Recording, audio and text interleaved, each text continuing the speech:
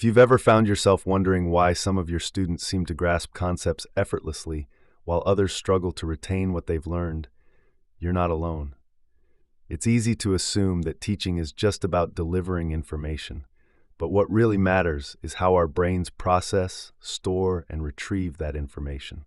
When teaching aligns with how our brains work, learning becomes much more effective and enduring. What's fascinating is that the brain doesn't just remember things in a single way. It relies on different memory systems, each with its own strengths, weaknesses, and preferences. By understanding how these systems work, we can unlock strategies that truly stick with our students. Today, you'll learn how the brain's memory architecture influences learning and how to leverage that knowledge in the classroom.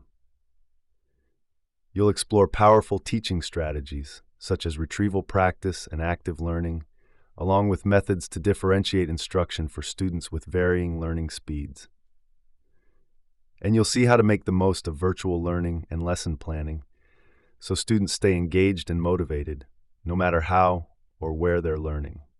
Whether in person or online, these insights will help make teaching more rewarding for you and learning more rewarding for your students. When we think about how we acquire knowledge, it's easy to overlook the complexity of the brain's memory systems. But understanding how our brain processes and stores information is crucial to enhancing our teaching and learning. The brain doesn't just remember in a single way. It uses multiple memory systems to handle different types of information, and each has its strengths and quirks. The first key player is working memory, which holds information temporarily for immediate use. You can think of working memory like an octopus juggling balls. On average, it can confidently manage 4 balls, pieces of information at a time. Its proficiency here, however, can make it somewhat of a master trickster. We can easily be lured into thinking we've learned something well, when in fact, we're just juggling that ball momentarily. This makes working memory essential for tasks requiring quick thinking, but not so reliable for deep learning. For more lasting knowledge, our brain relies on long-term memory, where information is stored more permanently through a network of neural connections. These connections form the foundation of real learning. Establishing these connections is sometimes referred to as the learn it, link it process. The goal here is to move information from the temporary holding pattern of working memory into the stable structure of long-term memory. Information can travel to long-term memory through 2 pathways, the declarative pathway and the procedural pathway. The declarative pathway is involved in remembering facts, events, and explanations, things like historical dates or scientific theories. This pathway is fast at first, but slower when it comes to recalling or using the information in practice. On the other hand, the procedural pathway deals with skills and habits, like riding a bike or speaking a native language. This system is slower to learn, but once mastered, operates automatically, requiring little conscious effort. Even a basic understanding of how the brain learns can give us valuable insight into how to better structure lessons and encourage deeper learning. By aligning teaching methods with how these systems function, we can start making our learning more effective and lasting. So the brain's learning architecture is shaped by how we interact with information. Based on this understanding, we can use instructional strategies to support our natural processes of memory and learning. Rather than simply pushing content at students, effective teaching focuses on techniques that help them actively engage with, process, and consolidate knowledge. One of the most potent methods for strengthening neural connections is retrieval practice. Unlike passive review, which simply involves rereading or watching information, retrieval practice challenges students to pull information from their own minds. This process not only deepens conceptual understanding but also accelerates memory consolidation in the brain. Techniques like flashcards, jotting down key ideas, sometimes referred to as jot recall, and even a simple whip around the classroom encourage students to grapple with information independently, solidifying the neural pathways that support long-term learning. In addition to retrieval practice, active learning is another core strategy. This approach involves students in discussions, problem-solving, and hands-on activities, ensuring that they engage deeply with the content. Be careful, though. Active learning is not enough on its own. It must lead to the consolidation of long-term memory. This process happens during brain breaks, brief pauses that allow the brain to strengthen new neural links. The short break offered by a think-pair-share activity, in which students think by themselves for a moment, then pair with a fellow student to share their understanding, can be enough to help the transfer of new information to the neocortex. For more procedural knowledge, like mastering a skill or task, specific practice techniques are necessary. One of these is interleaving, which involves mixing different topics or types of problems during practice sessions. For instance, alternating between different grammar rules or types of math problems can create a desirable difficulty that enhances learning. Spaced repetition can complement this by spreading out retrieval practice over time, preventing forgetting, and reinforcing memory through intervals of days, weeks, or months. By integrating these methods, you can ensure the knowledge contained in your learning experiences is not only learned, but retained. Understanding the differences in working memory capacity is equally key to effective teaching as understanding memory mechanics. In any classroom, you'll find students who process information at varying speeds. Some are like race cars, quick to absorb and assimilate information, while others are more like hikers, taking a slower, more scenic route to understanding. The challenge is that all students, regardless of their learning speed, have limited working memory. Those 4 balls we unpacked in the first section. Such nuance calls for differentiated strategies that meet each student's needs without overwhelming or underwhelming them. For students with smaller working memory capacity, the hikers, scaffolding is a vital tool. This means providing temporary support to help them manage increasingly complex material.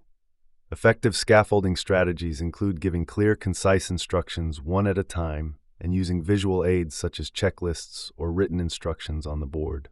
Mnemonic devices can also be beneficial in aiding memory recall, while pre-filled outlines or notes with gaps allow students to focus on processing information without the added strain of note-taking.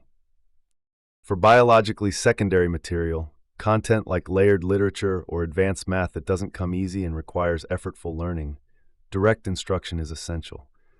Direct instruction involves structured, teacher-led teaching that breaks down complex material into smaller, more readily digestible parts. The I do, we do, you do model exemplifies direct instruction. First, the teacher demonstrates, then guides students through practice, before finally releasing them to practice independently. This active, adaptive, hands-on approach contrasts sharply with traditional lecture-based learning, ensuring that students receive guidance appropriate to their level of mastery, especially when difficult content and working memory limitations are at play. Being proactive about tailoring instruction to the varying capacities of your students can ensure that all learners feel supported throughout the learning journey, whether they travel at a race car or hiker pace.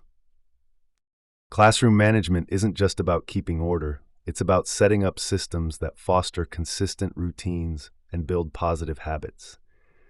When students know what to expect, routines become automatic, freeing up mental bandwidth for actual learning to take place.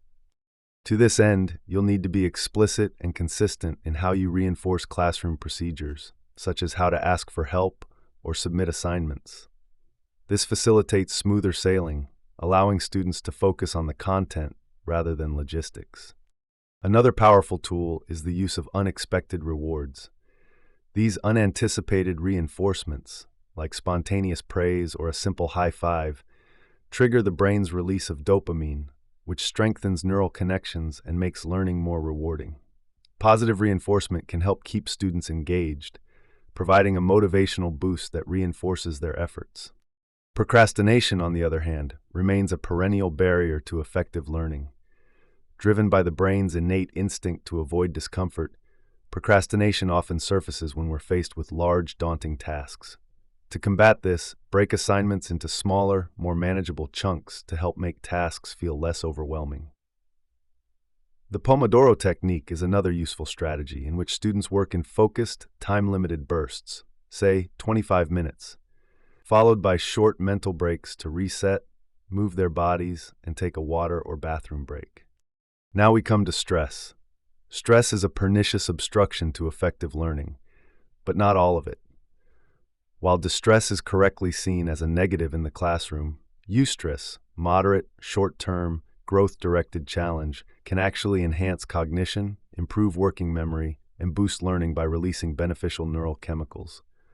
Harnessing this kind of stress, rather than avoiding it, can keep students alert and focused. To keep students in the eustress zone, try encouraging collaborative exercises. Group work not only provides opportunities for socio-emotional learning, but also reduces distress by creating a sense of connection and support. For group work to offer these benefits, it must include clear roles and individual accountability, ensuring that everyone benefits from the collective effort. By integrating these strategies into the classroom, teachers not only improve learning but also help students develop better habits for life, such as reducing procrastination and thriving in collaboration. As we've seen, effective teaching depends on understanding how the brain learns, using strategies to engage students, and creating a supportive environment for them to thrive. The same principles apply when it comes to online learning and lesson planning. While teaching in the digital space presents new challenges, it also offers unique opportunities to leverage brain science in ways that can be just as effective, if not more so, than traditional in-person instruction. The most important factor in successful online learning is instructor presence. Without the physical cues of the classroom, students can easily become disengaged. To keep students focused and motivated, instructors need to maintain a visible presence through video. Short, well-crafted videos, around 3 to 12 minutes long, work best. A strong opening hook grabs attention, while a concise wrap-up helps place the material in context. When creating these videos, you can follow multimedia theory, which suggests that students absorb material best when it's both seen and heard. Complex content should be presented step by step, with cues like arrows, circles, or highlights to guide focus. And redundancy should be avoided. Don't show text on the screen and read it aloud at the same time, as this can overwhelm students' cognitive load. Managing attention and mood is equally critical. Online students are more easily distracted, so it's important to capture their attention through unexpected elements, such as movement, sounds, and humor. Even a little humor can go a long way in keeping things light, boosting motivation, and reinforcing recall of the main takeaways. Finally, pay attention to how you organize the online course structure. This is key to reducing confusion and maintaining engagement. An introductory screencast can walk students through the learning system's layout, and regular communication, especially upbeat emails, can encourage students and parents alike. The inclusion of asynchronous tools like quizzes and discussion boards is great for further reinforcing material, encouraging retrieval practice, and increasing interaction with content and peers. When these strategies are thoughtfully integrated into online courses, virtual learning environments can truly become every bit as connected, inspiring, and supportive as physical ones.